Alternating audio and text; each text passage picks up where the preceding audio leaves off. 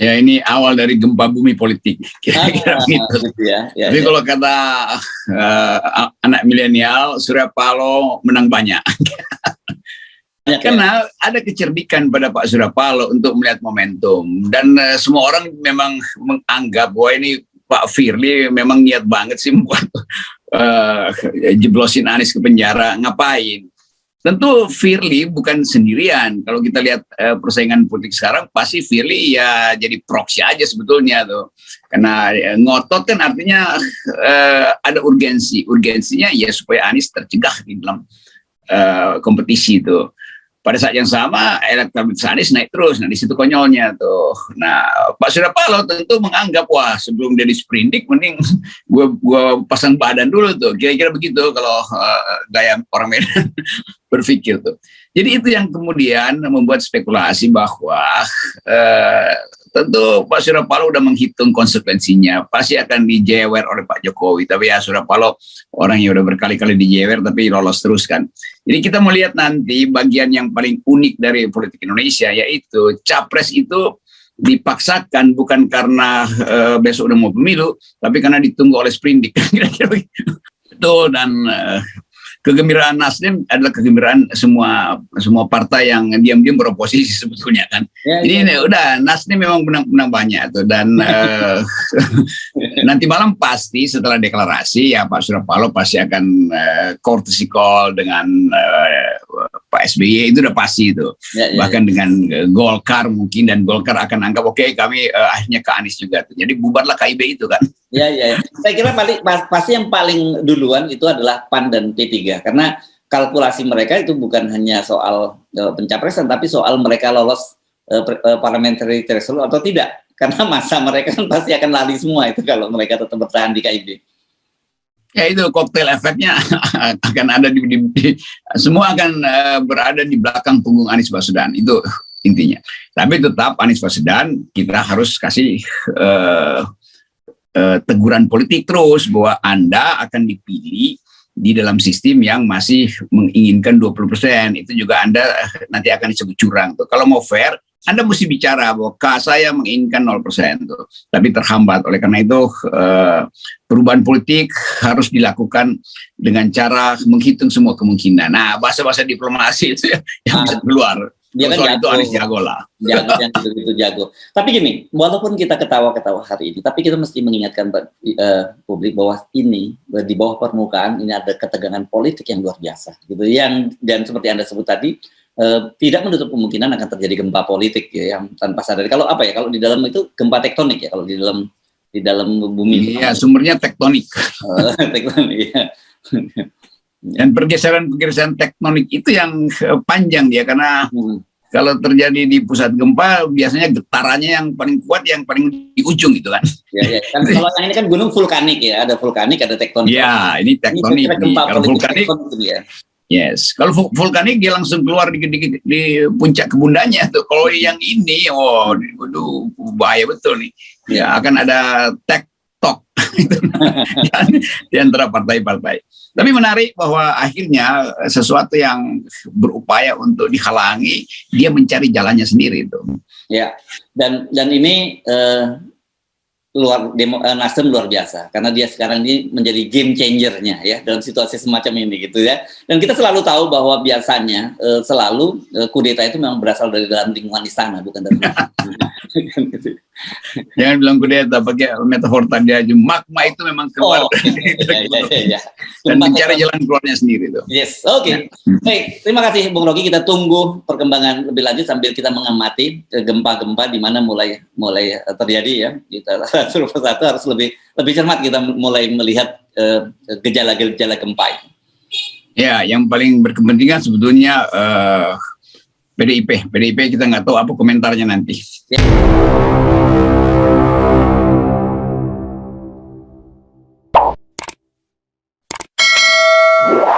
Halo Bung Rocky, Senin ini Senin seru ya, dan akan ada satu peristiwa yang saya kira sangat menarik dan banyak ditunggu orang. Setelah kemarin muncul goro-goro berkaitan dengan sprindik yang rencananya dikeluarkan oleh Firly Bahuri, dan hari ini Nasdem akan mendeklarasikan Anies Baswedan sebagai calon presiden. Nah, padahal rencananya kan deklarasinya baru 10 November, nih masih bulan depan itu bersama dengan PKS dan Nasdem. Tiba-tiba mendadak dan penting. Wah, itu undangannya begitu kan, yang kita baca ya, undangannya pokoknya dan semua kakak, wah kan itu harus hadir dalam pencapresan. Ini apa yang terjadi sebenarnya, Bung Rocky? Ya, ini awal dari gempa bumi politik, kira-kira gitu. Gitu ya. Tapi kalau kata anak milenial, Surya Paloh menang banyak. Karena ada kecerdikan pada Pak Surya Paloh untuk melihat momentum. Dan semua orang memang menganggap bahwa ini Pak Firly memang niat banget sih membuat jeblosin Anies ke penjara. Ngapain? Tentu Firly bukan sendirian. Kalau kita lihat persaingan politik sekarang, pasti Firly ya jadi proxy aja sebetulnya tuh. Karena ngotot kan artinya ada urgensi. Urgensinya ya supaya Anies tercegah di dalam kompetisi itu. Pada saat yang sama elektabilitas Anies naik terus. Nah, di situ konyolnya tuh. Nah, Pak Surya Paloh tentu menganggap, wah sebelum dia disprindik mending gua pasang badan dulu tuh. Kira-kira begitu kalau gaya orang Medan berpikir tuh. Jadi itu yang kemudian membuat spekulasi bahwa tentu Pak Surya Paloh udah menghitung konsekuensinya. Pasti akan dijewer oleh Pak Jokowi. Tapi ya Surya Paloh orang yang udah berkali-kali dijewer tapi lolos terus kan. Jadi kita melihat nanti bagian yang paling unik dari politik Indonesia, yaitu capres itu dipaksakan bukan karena besok udah mau pemilu, tapi karena ditunggu oleh sprindik. Kira-kira bagian-bagian itu. Tapi memang unik, Anies Baswedan ini ya fenomenal aja kan. Dari awal dianggap sebagai penantang Jokowi karena dia memberi sinyal bahwa kabinetnya itu nanti kalau dia terpilih tidak akan sama seperti Jokowi. Sementara yang lain menganggap supaya bisa jadi presiden harus meneruskan proyek Pak Jokowi itu. Pak Prabowo bilang begitu, Ganjar bilang begitu. Oh, kami akan teruskan. Ya buat apa? Di dalam kontras hari-hari ini tentu orang ingin menghindar dari sphere of influence politik Jokowi. Jadi mereka yang menghindar dari Jokowi justru itu yang akan diulurkan rakyat tuh. Bukannya Pak Jokowi nggak sukses, ada aja yang sukses, dianggap sukses. Tapi orang merasa udahlah, udah cukup lah. Era Pak Jokowi udahlah, kita ganti era lah. Kan bosen kan 7 tahun kan. Di mana-mana juga ada semacam psikologi itu. Lepas sukses apa nggak sukses, orang mau anggap udah beli baju baru tuh. Nah, Anies ada di dalam karakter itu. Karakter politik Anies adalah konseptual, lalu diolok-olok, cuma bisa narasi. Ya iya, orang juga bayangkan, ya Pak Jokowi juga cuma bisa kerja, apa bedanya tuh? Kerja kan sebetulnya sesuatu yang tidak dituntun oleh narasi itu, oleh konsep. Anies ambil alih isu itu tuh. Jadi dia dapat dukungan publik karena kemampuan dia untuk bernarasi, sama dengan kemampuan Pak Jokowi untuk kerja itu nggak bisa dibedain. Orang menganggap ya kerja nggak ada hasilnya, mending narasi aja tuh. Jadi untuk sementara begitu. Tapi yang lebih penting adalah inisiatif Nasdem itu menggemparkan. Padahal kita tahu ya Pak SBY sebetulnya yang lindungi Anies dengan mengatakan itu akan periode, jangan ada yang ganggu Anies, kira-kira begitu. Nah sekarang kita tunggu apa Demokrat akan hadir di situ tuh. Kalau Demokrat nggak hadir, ini masalah lagi nih, karena nanti ada persaingan figur antara Surya Paloh dan Susilo Bambang Yudhoyono. Ya kita tahu kan memang pasti itu tidak mudah ya soal persaingan dua tokoh ini juga dan kepentingan juga di antara dua tokoh itu. Dalam kondisi ini, dalam situasi ini Surya Paloh lebih rileks karena bagi dia nggak penting siapa aja calonnya, yang penting pokoknya bisa gue menang kan gitu ya. dalam ini Anies. Pak sementara Pak SBY pasti punya kepentingan menjadikan Agus Harimurti sebagai cawapres lah setidaknya kalau sepakat dengan Anies sebagai presidennya kan begitu ya. Dan sekarang ini kenekatan Surya Paloh ini yang sekarang ditunjukkan dengan cara begitu. Dia bisa mengklaim bahwa walaupun dia bukan kader Nasdem, tapi seenggaknya bau Nasdem lah karena pernah jadi deklarator ormas Nasdem gitu kan. Ini Anies jadi kayak kembang direbutin semua kumbang gitu, dan Dan perebutan itu tentu kita tahu di ujungnya tuh akan ada semacam kesepakatan antara Nasdem dan Demokrat. Kan Pak SBY dan Pak Surya Paloh kan berteman di awal. Kan Pak Surya Paloh pendukung utama Pak SBY dulu bahkan di periode pertama tuh. Tapi kemudian ada friksi kecil, oke lah. Namun berhadapan dengan administrasi pemerintahan Pak Jokowi, kalau kita sebut rejim nanti sering orang anggap itu kok bagus banget. Padahal sebetulnya kata rejim itu artinya kata government, rejim itu artinya yang sedang memerintah. Rejim Pak Jokowi memang harus diperlihatkan kontrasnya dengan penggantinya tuh. Yang kita bayangkan ya Anies, yang lain mungkin ya nggak ada, belum ada kira-kira. Tapi aspek-aspek lain dari kenekatan, sebutannya kenekatan Pak Surya Paloh ini akan dihitung oleh istana tuh. Ya mungkin istana sekarang juga lagi bikin surat yang sama tuh. Berkumpul semua karena akan ada reshuffle.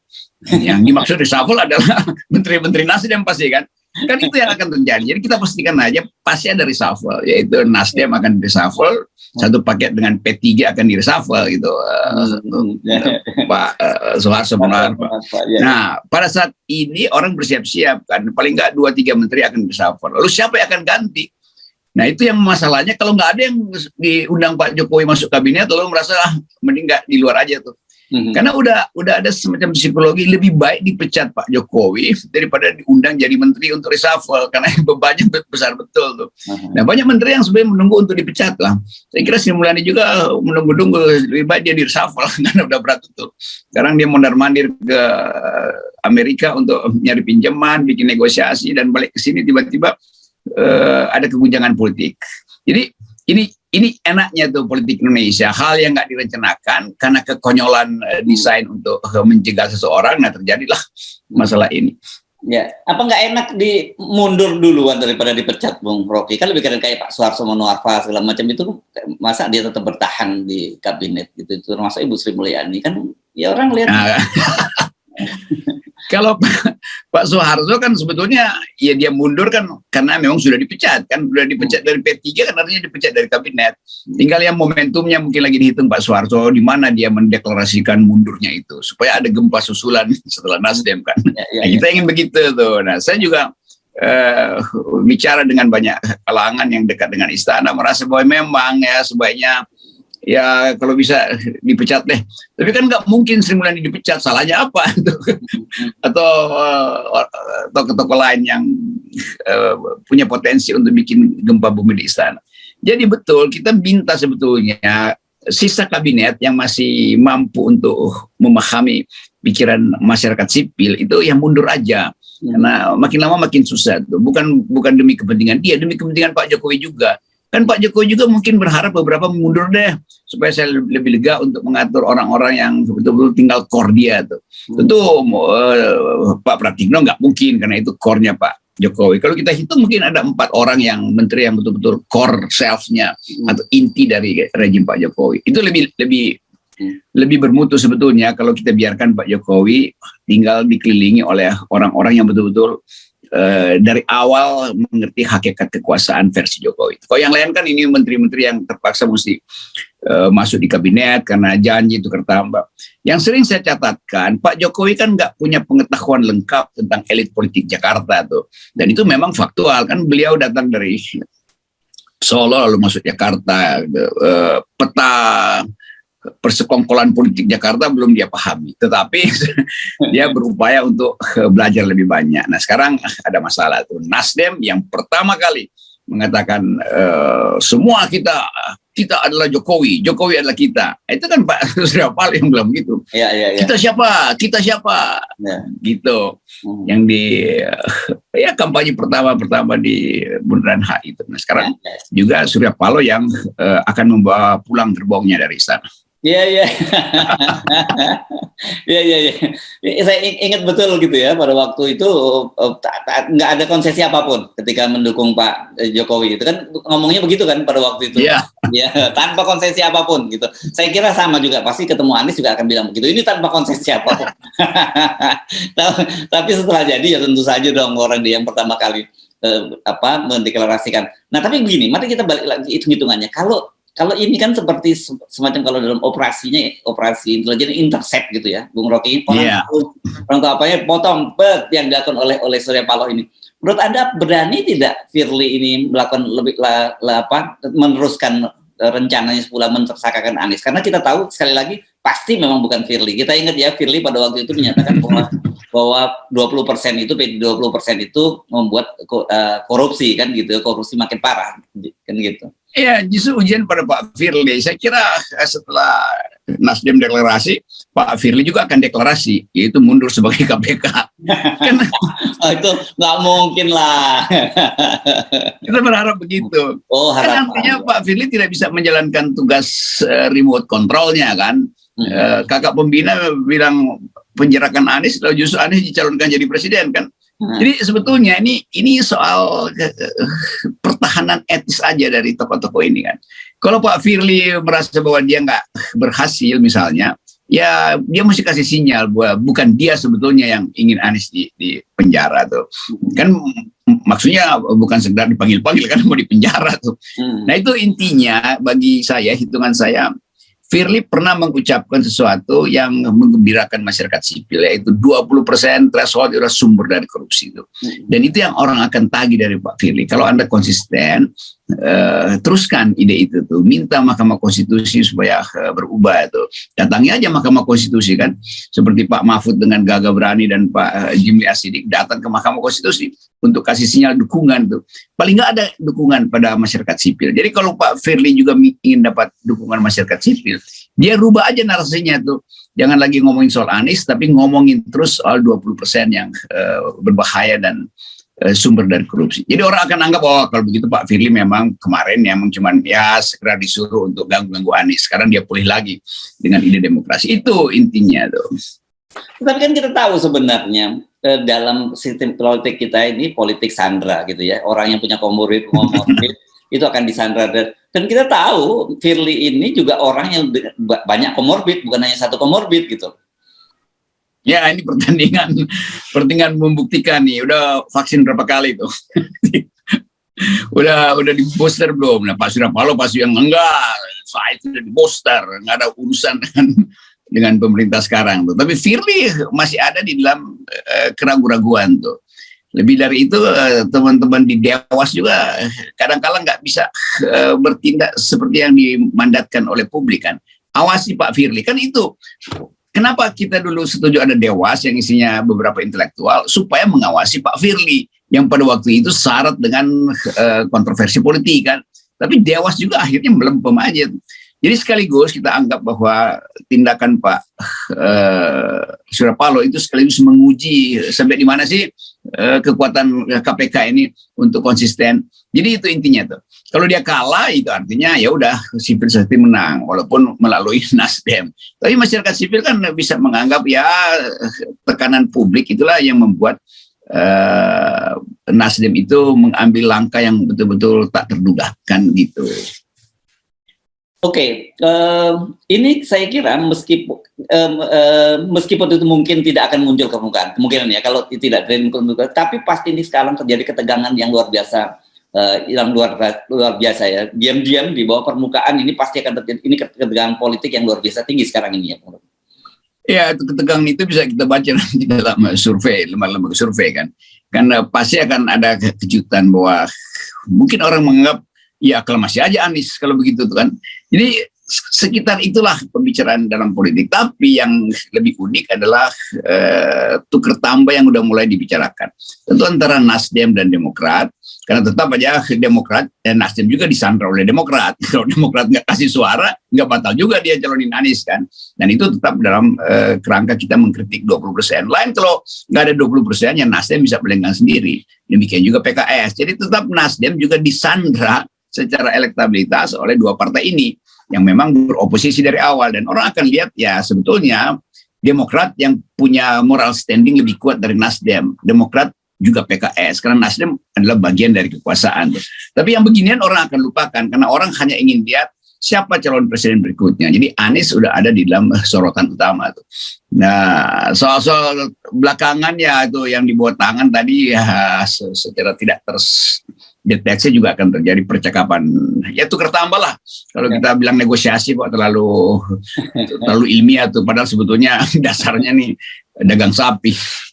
Ya, kan tadinya banyak pengamat yang memperkirakan bahwa setelah dia tidak jadi gubernur lagi, Anies ini akan kehilangan panggung gitu. Tapi ternyata tanpa disadari bahwa justru malah KPK yang memberikan panggung pada Anies Baswedan kan, dengan cara begini. Ini kan kita mesti ingat psikologi orang Indonesia yang tidak suka kalau ada orang yang dizolimi. Nah, ini kita lihat sudah mulai di mana-mana masif ini gerakan untuk mendukung Anies nih sekarang ini. Ya, itu yang berkali-kali waktu kan kita juga, saya harus di satu seminar mengusulkan udah Anies ditangkap aja sama KPK. So, lo orang bilang jangan dong, lo justru kalau ditangkap dia langsung jadi presiden saat itu tuh. Atau Anies kalau bisa dipanggil bolak-balik KPK seminggu 2 kali. Oh bahaya dong. Enggak, justru Anies punya panggung di depan KPK. Dia nggak perlu bikin panggung kampanye, langsung aja KPK jadi panggung dia. Itu kekonyolan yang nggak dihitung oleh kekuasaan, bahwa seseorang yang betul tadi yang terindikasi disolimi itu justru akan dielulukan tuh. Nah, mungkin itu bisa dilakukan belum terlambat oleh Ganjar. Ganjar minta disolimi aja oleh PDIP supaya naik, atau Kang Emil gitu kan. Kang Emil juga potensi untuk jadi wapresnya Anies misalnya tuh kan. Tapi mesti disolimi dulu. Maksudnya KPK panggil Ganjar soal IKTP gitu, panggil lagi. Iya, betul gitu. Yang bener aja. Kan ini bertanding disolimi kan sebetulnya kan. Jadi fungsi KPU udah hilang, diambil alih oleh KPK tuh. Jadi kompetisi diatur di KPK tuh. Oke. Ini ide out of the box gitu ya.